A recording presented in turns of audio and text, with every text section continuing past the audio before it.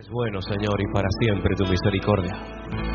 Y queremos honrarte y glorificarte en esta tarde, como solamente tú te mereces, Señor. Aleluya. Gracias, Padre. Amén y amén. Pueden tomar asiento, mis hermanos. Gracias, Señor Jesús. Gloria a Dios. Los niños pueden pasar a sus clases, por favor. Yo sé que lo están deseando. Así es que los demás nos quedaremos aquí mientras los niños están recibiendo sus clases en la escuela dominical. Y una vez más, damos gracias al Señor por todos los hermanos y hermanas que fielmente todas las semanas, mientras nosotros estamos aquí en el culto principal, ellos atienden a los niños para que puedan aprender de la palabra. Así que Dios les bendiga y también la bendición de Dios les llegue a ellos a lo largo de este culto y de toda la semana. Damos gracias al Señor por estar aquí. Pastor Walter hablaba de que había tenido alergia durante la semana. Esta semana a nosotros nos agarró un resfriado bastante grande, del cual todavía nos estamos recuperando. Pero bueno, yo tenía muchas ganas de estar hoy aquí en la iglesia el domingo. Y aunque todavía no estamos bien del todo, damos gracias al Señor que podemos estar aquí, viendo la cara de todos ustedes. Inclina tu rostro un momentito, vamos a orar. Pedir que en esta tarde el Señor habla a nuestros corazones, a nuestras vidas. Estamos sin lugar a dudas viviendo tiempos muy interesantes. Tiempos difíciles, tiempos peligrosos, tiempos de guerras y de rumores de guerras, de nación contra nación, reino contra reino.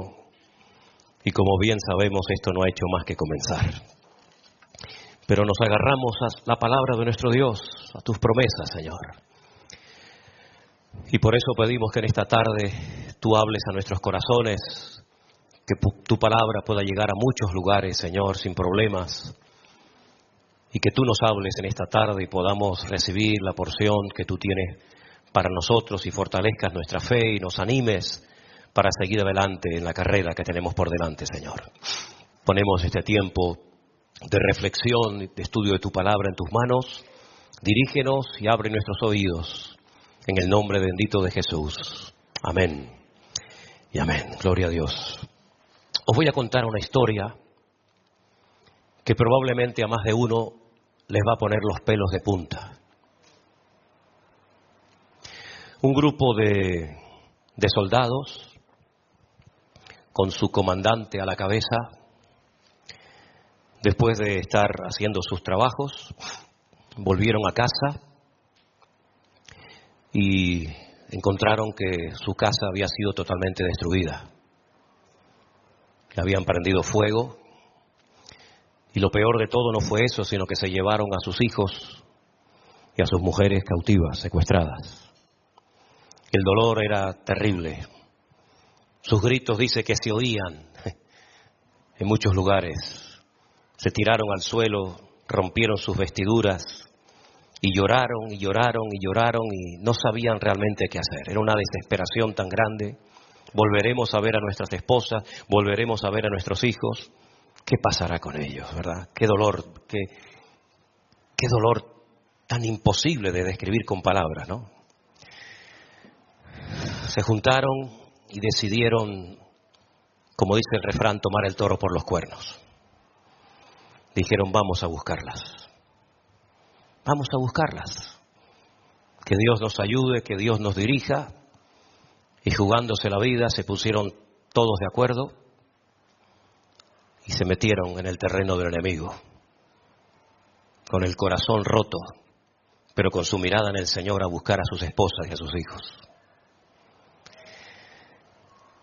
Encontraron a uno que había participado en el ataque a sus casas, a sus familias, que estaba herido. Lograron extraerle la información porque ¿a dónde vamos a buscarlas? ¿Dónde nos metemos? ¿Por aquí? ¿Por allá? Lograron encontrarlas. Lograron encontrar a sus esposas, a sus hijos, a sus seres queridos. Estaban todos vivos. Y jugándose la vida, se adentraron en el campamento del enemigo y se dieron cuenta que estaban riéndose y repartiéndose caramelos y pasteles y blasfemando contra el Dios del cielo. Terrible, ¿verdad? Pero lograron arrebatarle el botín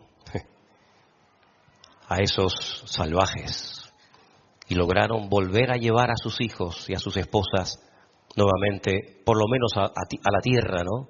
No a la casa, porque ya estaba destruida. Me imagino que algunos de ustedes estarán pensando, pero esas noticias no han salido en ningún medio de comunicación. Se sigue hablando de más de 250, tampoco se sabe exactamente el número de los que han sido secuestrados, pero en ningún canal de televisión, en ninguna radio, en ningún periódico, se nos ha dicho que un grupo de soldados israelíes entraron en el campamento del enemigo y lograron llevarse de vuelta a sus hogares, a sus hijos y a sus esposas. Y es que en ningún canal de televisión te lo van a contar.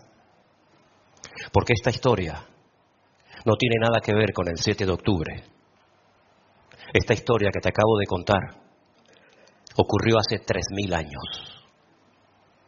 En la misma zona y con los mismos enemigos que vinieron a quemar y a destruir y a llevarse cautivas a mujeres y a niños indefensos. Esta historia que te acabo de contar, por supuesto, que no aparece en la televisión, porque es una historia que solamente aparece registrada en un libro de la Biblia, en el capítulo 30 de Primera de Samuel. El capítulo 30 de Primera de Samuel dice que cuando David y sus hombres llegaron a Siglat, donde ellos vivían, los de Amalek habían invadido el Negev y a Siglat, y habían asolado a Siglat y le habían prendido fuego. Y se habían llevado cautivas a las mujeres y a todos los que estaban allí, desde el menor hasta el mayor. Pero a nadie habían dado muerte, sino se los habían llevado al seguir su camino. Vino pues David con los suyos a la ciudad, y he aquí que estaba quemada, y sus mujeres y sus hijos y sus hijas habían sido llevados cautivos. Entonces David y la gente que con él estaba alzaron la voz y lloraron hasta que les faltaron las fuerzas para llorar. Se vuelve otra vez a repetir la misma historia, ¿no? Parece mentira. Hace 3.000 años pasó exactamente lo mismo que volvió a ocurrir el día 7 de octubre de este año 2023. Las dos mujeres de David, ¿verdad? Aquí menciona el nombre de una de ellas, Ahinoam, Jezreelita, y Abigail, la que fue la mujer de Nabal, del Carmel, también eran cautivas. David se angustió mucho porque el pueblo incluso hablaba de apedrearlo. Pues todo el pueblo estaba en amargura de alma, cada cual por sus hijos y por sus hijas, más David se fortaleció en el Señor su Dios. ¿Cuántos dicen amén? Ahí está el secreto, hermanos. En medio de la angustia, invocar el nombre de nuestro Dios y fortalecernos en Él y en su palabra. Y David le dijo al sacerdote Abiatar, hijo de Ahimelech: yo te ruego que me acerques el efod. Y Abiatar le acercó el efod a David. Era la forma de consultar rápidamente cuál era la voluntad de Dios. No había tiempo que perder, cada minuto contaba en su contra. David consultó al Señor y le dijo: ¿perseguiré a estos merodeadores? ¿Los podré alcanzar? Y él le dijo: sí, síguelos, porque ciertamente los alcanzarás y de cierto librarás a los cautivos. Partió pues David, él y sus 600 hombres que con él estaban, y llegaron hasta el torrente de Besor, donde quedaron algunos. Y David siguió adelante con 400 hombres, porque se quedaron atrás 200, que cansados no pudieron pasar el torrente de Besor. Y hallaron en el campo un hombre egipcio, el cual trajeron a David, y le dieron pan, y comió, y le dieron agua de beber. Y le dieron un pedazo de masa de higos secos y 2 racimos de pasas. Y luego que comió y bebió él su espíritu, en él su espíritu, volvió su espíritu, porque no había comido pan ni había bebido agua en 3 días y en 3 noches. Y David le dijo: ¿de quién eres tú y de dónde eres? Él respondió: soy un joven egipcio. Yo soy siervo de una amalecita, y me dejó mi amo hoy hace 3 días, porque yo estaba enfermo. Así son los amalecitas. ¿Se dan cuenta? Así son los amalecitas. David lo recoge, le da de comer, le da de beber, lo atiende, le da agua, y sin embargo su amo al ver que su criado estaba enfermo, en vez de hacer lo mismo que hizo David, lo que hace es que lo abandona. Qué diferencia, ¿no? Qué diferencia. Y le dijo David, versículo 14, pues hicimos una incursión en la parte del Negev, que es de los cereteos y de Judá, y al Negev de Caleb, y pusimos fuego a Siglag. Y dijo David, ¿me llevarás tú a esa tropa? Y él le dijo, júrame por Dios que no me matarás ni me entregarás en mano de mi amo, y yo te llevaré a esa gente. Lo llevó pues, y aquí que estaban desparramados sobre toda aquella tierra, comiendo y bebiendo y haciendo fiesta. Siempre lo han hecho, siempre lo seguirán haciendo. Por todo aquel gran botín que habían tomado de la tierra de los filisteos y de la tierra de Judá. Y los hirió David desde aquella mañana hasta la tarde del día siguiente. No escapó de ellos ninguno. Solamente 400 hombres montaron sobre sus camellos y huyeron. Y libró David todo lo que los amalecitas le habían tomado, y asimismo libertó David a sus 2 mujeres. Y no le faltó cosa alguna, chica ni grande, ni así de sus hijos como de sus hijas, del robo y de todas las cosas que había tomado, todo lo recuperó David. Es increíble, ¿verdad?, cómo hay un enemigo en la Biblia cuyo nombre es Amalek, que es diferente, totalmente diferente a todos los enemigos con los cuales se ha tenido que enfrentar en el pasado el pueblo de Israel. Conocemos los nombres de esos enemigos. Había 7 enemigos principales que se habían, apoderado de una tierra que no era de ellos. Ellos tenían sus tierras, ellos tenían sus países, pero ellos querían, además de lo que tenían, apropiarse de un terreno que Dios ya había dicho al patriarca Abraham siglos atrás que esa era la tierra de su descendencia, del hijo de Isaac, de Jacob, etcétera, etcétera. La palabra de Dios nos enseña que esas naciones tenían que ser derrotadas y expulsadas de ese terreno, a menos que se rindieran. Pero de todos los enemigos que la Biblia menciona, hay uno que es completamente diferente a todos. Porque no solamente es un enemigo, físico, con el cual había que enfrentarse, sino que tipifica, representa todo lo que se opone a Dios. Ese enemigo llamado Amalek, si hiciéramos, los cálculos que se pueden hacer, ¿no?, para saber cuál es el valor numérico de su nombre en hebreo, suma 240. Y ustedes dirán, ¿y esto a qué viene? Esto viene que la palabra duda, que es safek, también tiene el mismo valor numérico, 240. Y es que este enemigo siempre está ahí. Pero hay algo que cuando se hace, ese enemigo como que se despierta y decide atacar y exterminar al pueblo de Israel. Porque si uno analiza uno por uno, no tenemos tiempo para hacerlo ahora, pero si uno analiza uno por uno los enemigos con los cuales se ha tenido que enfrentar esa nación, cada uno tiene su característica. De hecho, ya el nombre que recibe cada uno de los enemigos significa algo, y las estrategias, la forma de operar, la forma de atacar, pues nos dice mucho acerca de ese enemigo. Pero Amalek es un enemigo traicionero, porque es el enemigo que ataca por la retaguardia. No es el enemigo que viene de frente. ¿Se acuerdan cuando, por ejemplo, aquel paladín, aquel enorme gigante representante de los filisteos, desafió al pueblo de Israel? No lo hacía a escondidas. No mandaba cartas, no mandaba mensajeros, sino que él daba la cara y él desafiaba públicamente durante 40 largos días al pueblo de Israel. Y pedía que uno solo se atreviera a pelear contra él. Pero Amalek no actúa de esa manera.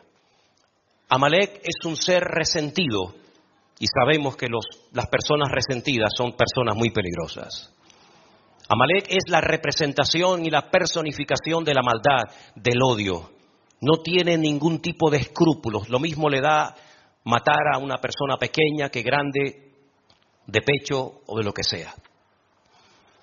En el libro de Deuteronomio, cuando se habla de este enemigo, se nos dicen cosas muy interesantes. En Deuteronomio capítulo 25, verso 17, el Señor dice, acuérdate de lo que te hizo Amalek contigo en el camino cuando salías de Egipto. Acuérdate. Miren, cuando ustedes ven, por ejemplo, en cualquier representación o cuadro, o por ejemplo, las tenemos ahí. Me acabo de dar cuenta que en la puerta de la iglesia también tenemos como una especie de tabla de los 10 mandamientos. Ustedes se van a dar cuenta de que nunca se escribe todo el mandamiento completo, sino siempre se escriben las primeras palabras. No se escribe todo el mandamiento. Simplemente leyendo las 2 o 3 primeras palabras, automáticamente tú sabes a qué mandamiento se refiere. Si es el primero, el cuarto, el quinto, el octavo, el décimo o el que sea. Hay un mandamiento que empieza diciendo Zahor et Yom HaShabbat. Zahor. Zahor es una orden. Acuérdate, en este caso, del día de reposo para santificarlo. Cuando el judío oye Zahor, automáticamente lo primero que piensa es en ese mandamiento que Dios le dio al pueblo de Israel para que lo guardaran por generaciones. Zahor, recuerda, acuérdate del día de reposo.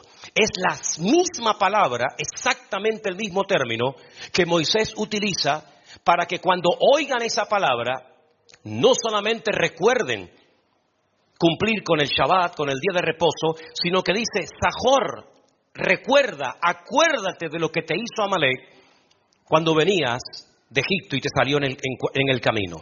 En otras palabras, no olvides ese encuentro con él, no lo olvides, recuérdalo siempre. Hay muchas cosas que la Biblia nos enseña que tenemos que olvidar, pasarlas ya al pasado, pasar la página. Pero hay otras cosas que tú no te puedes permitir el lujo de olvidar. Y no hay nada peor que perder la memoria espiritual. No hay nada peor que perder la memoria de aquellas cosas que el Señor nos ordena en su palabra que tenemos que recordarlas. Acuérdate de lo que te hizo Amalek, de cómo te salió al encuentro en el camino y te desbarató la retaguardia, toda la parte de atrás te la rompió. Atacó a los débiles que iban detrás de ti cuando tú estabas cansado y trabajado. Esa expresión la utilizó Jesús en un momento de su vida en el ministerio. Venid a mí, los trabajados y cargados. ¿Dónde iban los trabajados y cansados? En la retaguardia, porque no podían seguir con el ritmo de los que iban en la parte de adelante del campamento. A esos cansados, a esos trabajados, a esos débiles, dice que les atacó porque no tuvo ningún temor de Dios. No tuvo ningún respeto a Dios. Por tanto, cuando el Señor tu Dios te dé descanso de todos tus enemigos alrededor, en la tierra que el Señor tu Dios te da por heredad para que la poseas, cuando ya estés reposado, cuando ya estés instalado en el país, cuando ya tengas el control de todo tu territorio, tienes que poner en práctica esto que yo te estoy mandando hoy. Borrarás la memoria de Amalek de debajo del cielo y no lo olvides. Lo tishkach, otra forma también de recordar algunos mandamientos del Antiguo Testamento. Acuérdate y no te olvides de lo que este enemigo te hizo cuando venías rumbo a la tierra prometida. Es interesante notar que aquí encontramos la orden de lo que hay que hacer con esta gente, de lo que había que hacer con este pueblo.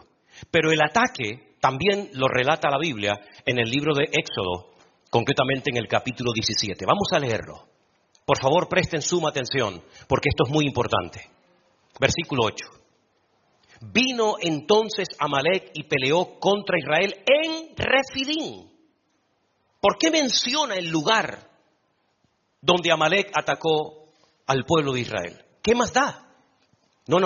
Hay que recordar que donde te atacó por primera vez Amalek no fue en el monte Sinaí, no fue cuando ibas a cruzar el río Jordán, no fue cuando recién salías de Egipto, o cuando estabas en Cades Barnea, o cuando estabas en cualquier otro lugar, sino te atacó en Refidim.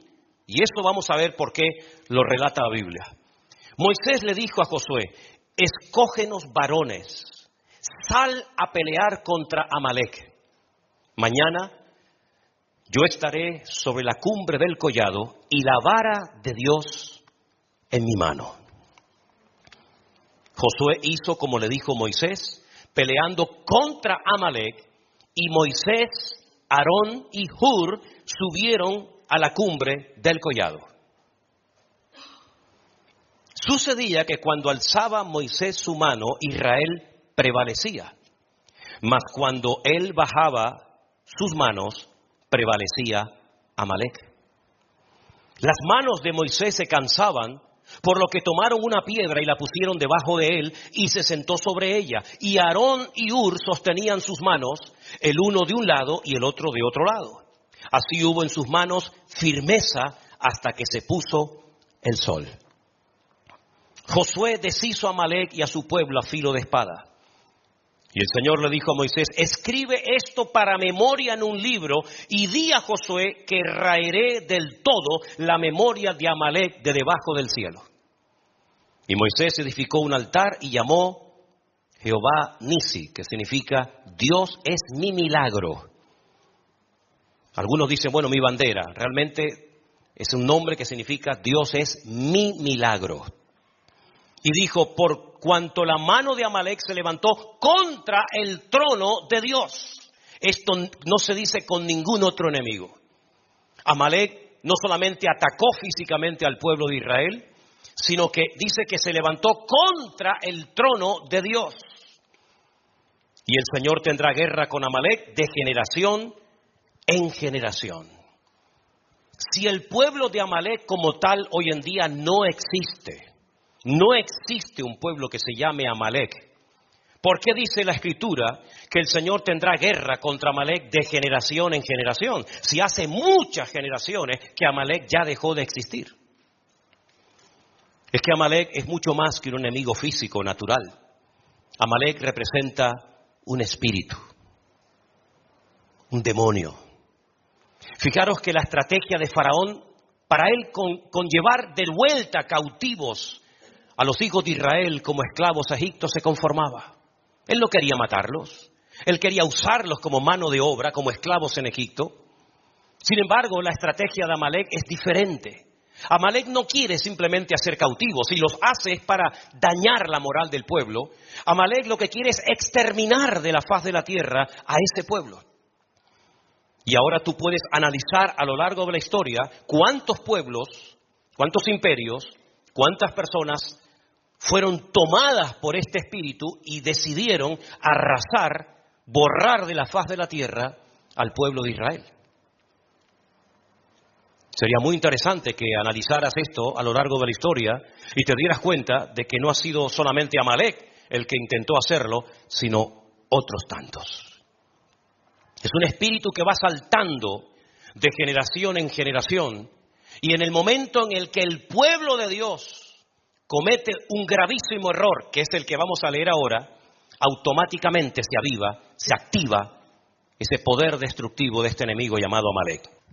El pueblo de Israel sale de la esclavitud en Egipto con el objetivo de ir a la tierra que Dios le había prometido al patriarca Abraham, a Isaac y a Jacob. Pero antes de entrar en la tierra prometida, le sale al encuentro este enemigo. ¿Pero dónde le salió? En Refidín. ¿Y por qué le salió? Porque dice que cuando llegaron a Refidín no había agua para el pueblo. Lo dice Éxodo 17:1. No había agua para el pueblo. ¿Qué es lo que hace el pueblo? Ya habían visto muchas veces la mano de Dios. Ya habían visto cómo el Señor había hecho auténticos milagros para ellos, únicos e irrepetibles. ¿Por qué no clamaron a Dios? ¿Por qué no se humillaron delante de Dios? ¿Por qué no le dijeron, Señor, ayúdanos? ¿Qué es para ti darnos agua? Si acabas de hacer tremendos milagros en el imperio más poderoso del mundo, que era el imperio de los egipcios. No clamaron a Dios. Dice que el pueblo murmuró contra Moisés. Y le dijeron, ¿por qué nos hiciste subir de Egipto para matarnos de sed a nosotros, a nuestros hijos y a nuestros ganados? A mí me hace gracia porque parece que cuando no había agua, Moisés tenía como una cuba de agua en la tienda de campaña y él tenía agua en cantidad, ¿no? No es como estos sinvergüenzas de Hamás que dice que no hay combustible en la franja de Gaza, pero sin embargo tienen en un poquito más al sur más de 550.000 litros de combustible, pero lo utilizan para sus necesidades personales. Moisés no hacía eso. Cuando no había agua ni para Moisés, ni para Miriam, ni para Aarón, ni para el pueblo, ni para nadie. Pero sin embargo le echan la culpa a Moisés y le dicen, ¿por qué nos sacaste al desierto para matarnos de sed? Y entonces Moisés clama al Señor y le dice, Señor, ¿qué haré con este pueblo? De aquí a poco me van a apedrear. Y el Señor le dijo, pasa delante del pueblo y toma contigo a los ancianos de Israel y toma también en tu mano la vara con la cual golpeaste el río Nilo, cuando lo golpeaste y se transformó en sangre. Coge esa vara y ahora vete a la peña de Oreb, golpéala y saldrá agua y beberá todo el pueblo. Moisés lo hizo en presencia de los ancianos y por eso llamó el nombre de aquel lugar Masá y Meriba, por la rencilla de los hijos de Israel, porque tentaron a Dios diciendo, ahí viene el dato, ¿qué fue lo que dijo Israel en Refidim? ¿Vamos a matar a Moisés? Sí, es verdad, lo dijeron. ¿Pero qué más dijeron? Dice, ¿está o no está Dios entre nosotros? Ahí activaron al enemigo llamado Amalek. Cuando el pueblo de Dios puso en duda la credibilidad de Dios entre ellos, automáticamente dice la Biblia en el versículo siguiente que Amalek se va hasta Refidim y allí les ataca por la espalda. ¿Te das cuenta cómo nuestra boca puede abrir o cerrar muchas cosas, hermanos? ¿Te das cuenta lo importante que es mejor estar callados que decir tonterías o hablar incorrectamente y darle lugar al enemigo? Cada vez que te quejas, cada vez que dudas, cada vez que cuestionas la credibilidad y el poder de Dios, le está dando la posibilidad al enemigo de que te sacuda y de que haga cosas que no tenía por qué hacer, pero tú le has dado lugar. ¿No habéis leído el versículo de la Escritura por la pluma de Pablo que dice, no deis lugar al enemigo, más bien someteos a Dios para que podáis resistir al diablo y entonces huirá de vosotros? Pero el pueblo de Israel en ese lugar donde no había agua, no clamaron, no oraron, no buscaron de Dios, no se humillaron, no pidieron misericordia, sino que se ponen a murmurar y se ponen a criticar y se ponen a hablar en contra de Moisés y no contentos con eso, sino que encima dicen, ¿dónde está Dios? Nos ha abandonado en medio del desierto y automáticamente aparece en la escena Amalek. Porque Amalek es el pirata del desierto. Amalek es el que aprovecha la debilidad, la división, la discordia, la desunión de los hermanos para hacerse presente y atacar al débil y al que no está preparado. ¿Por qué dijo el Señor, velad y orad para que estas cosas no os sorprendan como ladrón en la noche?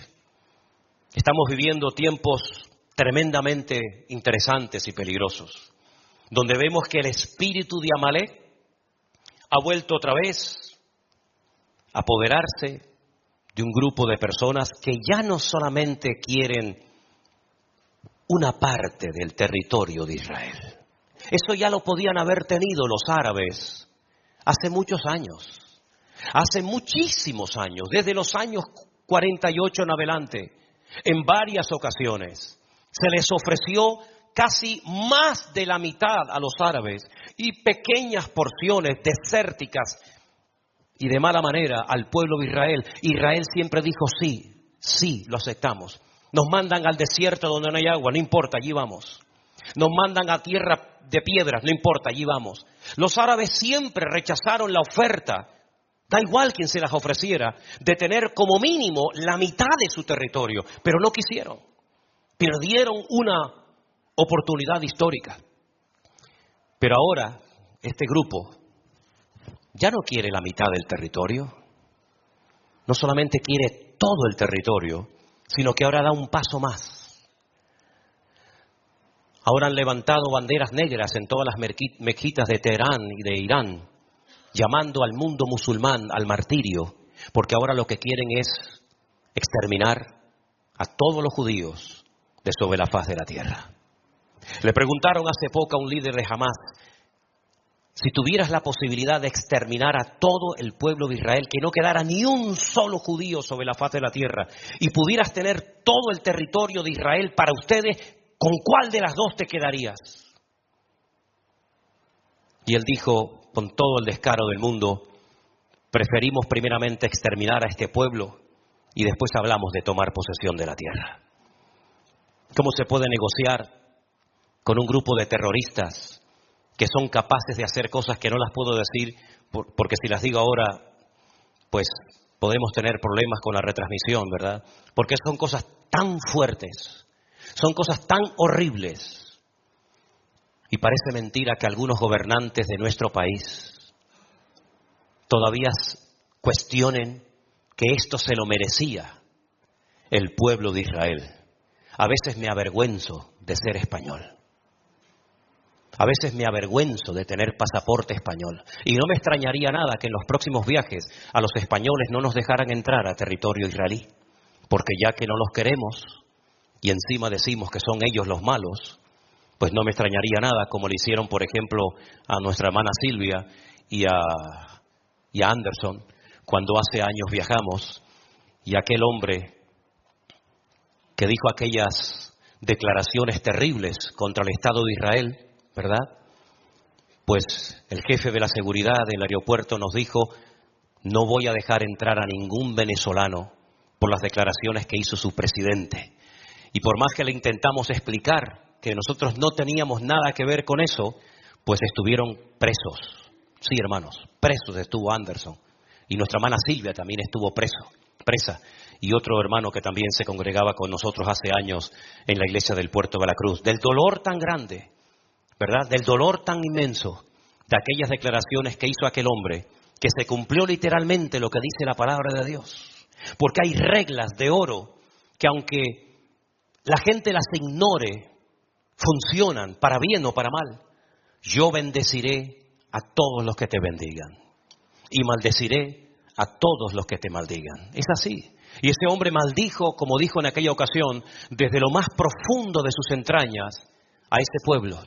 Y en menos de un año, aunque se fue a Cuba y consultó con todos los santeros y brujos, y hasta llegó a Venezuela y sacó los huesos de Simón Bolívar para hacer un ritual para no morir, en menos de un año el cáncer lo agarró por las entrañas y lo consumió. ¿Qué les parece, mis queridos hermanos? Estamos viviendo en unos tiempos tremendos donde la credibilidad de Dios está puesta en tela de juicio. Hay algo tremendamente interesante que pasa con este ataque de Amalek contra el pueblo de Dios. La palabra trono en hebreo se dice kisé. Y el nombre de Dios, todos sabéis que tiene 4 letras. Yod, Hei, Bat, Hei. Cuando se habla de que él atacó el trono de Dios, no aparece kisé Adonai, sino aparece Kes Yah. Es decir, le falta una letra a la palabra trono y le faltan 2 letras al nombre de Dios. Y esto tiene que tener una explicación, claro que tiene que tener una explicación. No es hasta el tiempo del final, cuando en el Salmo, por ejemplo, 9, versículos 7 y 8, el Señor reina y gobierne sobre toda la tierra, que vuelve otra vez a aparecer el nombre del trono y el nombre de Dios completo. Es decir, lo que os dije la semana pasada, por favor recordar los mensajes. No pasáis la página y decís, bueno, otro mensaje más. Recordar las Escrituras, recordar lo que se enseña desde este púlpito. Hermanos queridos, detrás de todo esto hay un conflicto, una guerra espiritual. El mundo espiritual es tan real como la silla en la que usted está sentado esta tarde. El mundo espiritual es real. Cuando la semana pasada veíamos cómo Daniel oraba y añadía ayuno a su oración y estuvo durante 21 días sin probar bocado. Cuando finalmente se aparece el mensajero del Señor, le dice: desde el principio que te dispusiste a orar, tu oración fue oída. Pero una cosa es que nuestra oración suba, que sea oída, y otra cosa muy diferente es que baje la respuesta. Y dice, el tema es que el príncipe de Persia se opuso y tuvo que venir Miguel a ayudarme. Y cuando termine este conflicto voy a ir a pelear contra otro príncipe, que es el príncipe de Grecia. Y tú dices, pero ¿de qué estamos hablando? De un conflicto en el mundo espiritual. Satanás es el príncipe de las tinieblas y hay un conflicto espiritual. No es un conflicto, un problema político. Si fuera político, se sientan en una mesa y se resuelve en unos días, en unas semanas en la situación. Es que nunca se va a poder solucionar porque hay un conflicto de tipo espiritual. ¿Quién puede más? ¿El Dios de Abraham, de Isaac y Jacob? ¿O Alá? ¿Quién puede más? ¿El Antiguo Testamento y todas las promesas que Dios le dio a ese pueblo? ¿O el Corán? Detrás de todo esto hay este conflicto espiritual y por eso en ninguna tertulia de televisión, en ningún programa de radio y en ninguna parte nadie te va a hablar de esto, sino estos son buenos, estos son malos, hay un genocidio, ahora hicieron esto, ahora hicieron lo otro y siempre lo mismo y repetitivo y se realimentan uno al otro. Porque a Israel le dieron una semana de beneplácito, pero todas las naciones de la tierra se terminarán volviendo en contra de este país, porque así también está escrito en la palabra. Y el único que puede resolver esto, ¿sabéis quién es? El príncipe de la paz, al que precisamente en ninguna reunión lo invitan. En la reunión que hicieron estos líderes del mundo en Egipto, no invitaron al Señor Jesús. Cuando se reúnen los líderes europeos, no lo invitan a Él para que esté presente. Cuando se reúnen los líderes en la ONU, nos dicen vamos a orar y pedirle a nuestro Dios que nos dé sabiduría y revelación y que nos ayude a buscar un remedio a todo esto. El otro día dijo alguien algo muy interesante. Si todos los judíos que están en el mundo esparcidos volvieran ahora todos a Israel, tal vez así se acabaría el problema. Ya no habría problemas en Inglaterra, en Francia, en Alemania, en España o en cualquier otro país. Y alguien le contestó y le dijo, no, tampoco así se resolvería. Porque el objetivo, lo que tienen por escrito, y todos sus seguidores lo saben, es la exterminación del pueblo de Israel.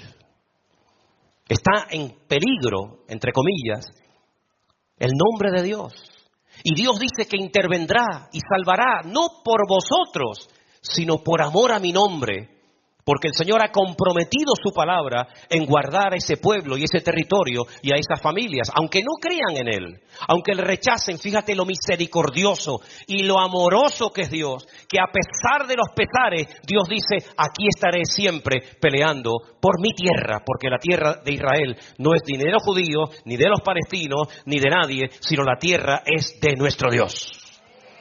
Así que mis queridos hermanos, hasta que no entienda la gente que esto es un conflicto espiritual, difícilmente van a poder acertar y darse cuenta de que realmente el único que puede solucionar todo esto es nuestro Dios.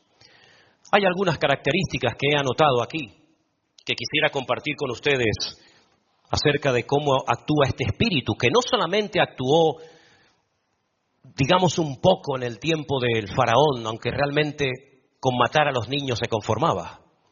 Dejó a las mujeres, por ejemplo, vivas.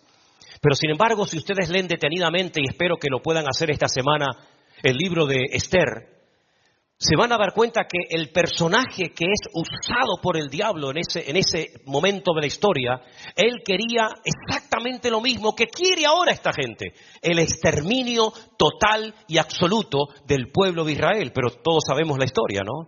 Todos sabemos que le salió el tiro por la culata, pero ya hubo otro segundo intento y a lo largo de la historia ha habido otros momentos y otros lugares.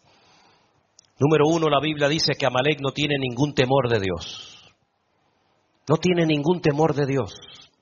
Porque la Biblia dice que ese espíritu se levanta contra todo lo que es objeto de culto. Todo lo que tiene que ver con el Dios vivo y verdadero lo quiere atacar y borrar de la faz de la tierra. Ataca por la espalda a las mujeres, a los niños, a los cansados. No respeta a nadie, no tiene ningún tipo de afecto natural. Por eso dice la Biblia en Romanos capítulo 1 y capítulo 2 que por haber perdido todo afecto natural, Dios los entrega a hechos vergonzosos. Este enemigo se alimenta con sangre, porque dentro de la cultura del Islam, ellos saben perfectamente, dentro de sus principios religiosos, que el Maguid no viene hasta que haya un río de sangre. Y ustedes se preguntarán, ¿y quién es este Maguid? El Maguid en el Islam es el Mesías. El Maguid en la Biblia es el Anticristo. Y el otro día dijo un líder, porque dicho sea de paso, los líderes de Hamás, que son todos multimillonarios y tienen fortunas tremendas, no están en la Franja de Gaza. Están muchos en Qatar y en otros lugares pegándose la gran vida, ¿verdad? mientras su pueblo pues está como está. Él dijo que la única manera de atraer al Magid es con ríos y ríos de sangre. Son como los vampiros, se alimentan de sangre. Es traicionero, es rencoroso, lucha contra Dios. Fue el enemigo que pretendía frenar el avance del pueblo de Dios en su conquista, en su objetivo de tomar la tierra prometida. Dios le había dicho, esta es la tierra donde fluye leche y miel, la tierra que yo le prometí a vuestros padres. Y Amalek se para y dice, no vais a pasar por aquí. Por eso dice la Biblia que tuvieron que hacer un rodeo y no entraron por el sur, por lo que sería hoy en día la franja de Gaza, sino que hicieron un rodeo y entraron por los campos de Moab, por lo que sería hoy en día Jordania, otro país inventado, dicho sea de paso, y tuvieron que cruzar el río Jordán, y cuando cruzan el río Jordán, el primer obstáculo que se encuentran, por supuesto después del río, es la ciudad de Jericó. ¿Por qué hicieron ese rodeo? Porque Amalek era un enemigo que como los atrapara, los quería arrasar de la faz de la tierra. Y el Señor le dijo, te vas a encargar de ellos, pero una vez que tomes posesión de la tierra, una vez que ya tengas el control de la tierra, no te olvides de lo que te hizo y borrarás su memoria de la faz de la tierra. Amalek es como una especie de virus, es un virus que muta. Hoy utiliza un grupo, mañana utiliza otro, hoy utiliza un sistema político, mañana un sistema religioso, y es un virus que va mutando a través de los tiempos. Y la persona que se abre y está dispuesta a ser afectada, usada por ese virus, por supuesto que lo hace, y más si tiene poder, y más si tiene dinero. Representa el antagonismo puro en contra de todo principio moral o espiritual o de la índole que sea. Es interesante notar que los datos dicen que desde la Segunda Guerra Mundial no habían muerto en un solo día tantos judíos como desde el tiempo de la Shoah, el tiempo del Holocausto. Y es que se vuelve a repetir la historia, ¿verdad? Se vuelve otra vez a repetir, no con el nombre de Amalek, sino con el nombre de, en este caso, de Hamás. Palabra que aparece muchas veces, 39 veces en la Biblia. 39 veces aparece la palabra Hamás en la Biblia. La primera vez que aparece, para darles un pequeño dato, es cuando el Señor dice que observó la tierra y la tierra estaba llena del Hamás. Estaba llena de actos de violencia y el Señor dijo, hasta aquí hemos llegado. Borrón y cuenta nueva. Prepara el arca donde te salvarás tú y todos los que quieran salvarse. Hermanos queridos, estamos viviendo en tiempos peligrosos, en tiempos difíciles, porque si este espíritu no se para en ese lugar donde está ahora centrado, saltará a toda Europa. Y Europa, que está dormida y atontada desde hace ya muchísimos años, abierta a lo que nunca tenía que haberse abierto y cerrada a lo que nunca tenía que haberse cerrado, será la siguiente víctima. Porque no se olviden que todos y cada uno de nosotros, no solamente por ser, digamos, occidentales, sino además por ser cristianos, seguidores de Cristo, del Rey de Reyes y Señor de los Señores, el que murió y resucitó al tercer día, también nos hemos convertido en enemigos potenciales de este tremendo espíritu llamado Amalek, o ponle el nombre que tú prefieras. ¿Cómo se puede vencer y cómo se puede luchar contra todo esto? De rodillas. Lo decía Walter hace un rato. Nuestra gran fortaleza, ¿sabéis cuál es? ¿Sabéis cuál es la fortaleza nuestra en este momento? Nuestra debilidad. Nuestra gran fortaleza es que somos débiles para defendernos contra estas cosas. Pero el Señor le dice a los débiles, digan los débiles, fuerte soy en el Señor. Esta batalla espiritual no es contra sangre y contra carne, por lo menos lo que nos toca a nosotros, sino contra príncipes, contra potestades, contra gobernadores, contra huestes espirituales de maldad en las regiones celestes. Por eso Pablo habla de escudo, de yelmo, por eso Pablo habla de una armadura y describe cada una de las piezas de esta armadura como algo que el enemigo quiere robar, como os dije la semana pasada. El yelmo de la salvación no quiere que la gente se salve, sino que se condenen eternamente. El apresto del evangelio de la paz quiere robar la paz y poner la guerra. Dice la Biblia que el escudo es el escudo que representa la fe. Quiere quitar la fe. Quiere que la gente sea incrédula, que crean tonterías menos en quien tiene que creer. Y así sucesivamente el enemigo tiene una agenda, porque déjeme que les diga algo, Satanás no se cansa, Satanás no toma vacaciones, Satanás no se toma un respiro, Satanás es un ser amargado, frustrado, que está constantemente pensando en el mal, es padre de mentira. Y está tratando, sabiendo que le queda poco tiempo, porque si alguien sabe en el mundo espiritual que le queda poco tiempo, ese es él.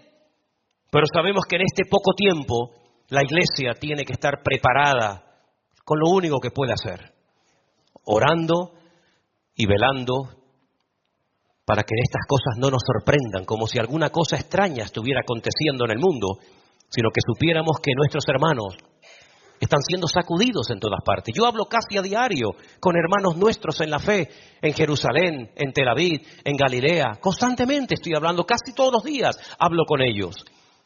Hablé hace unos días, me llamó, mejor dicho, nuestra hermana Susana, que vive en Galilea, en la ciudad de Tiberias.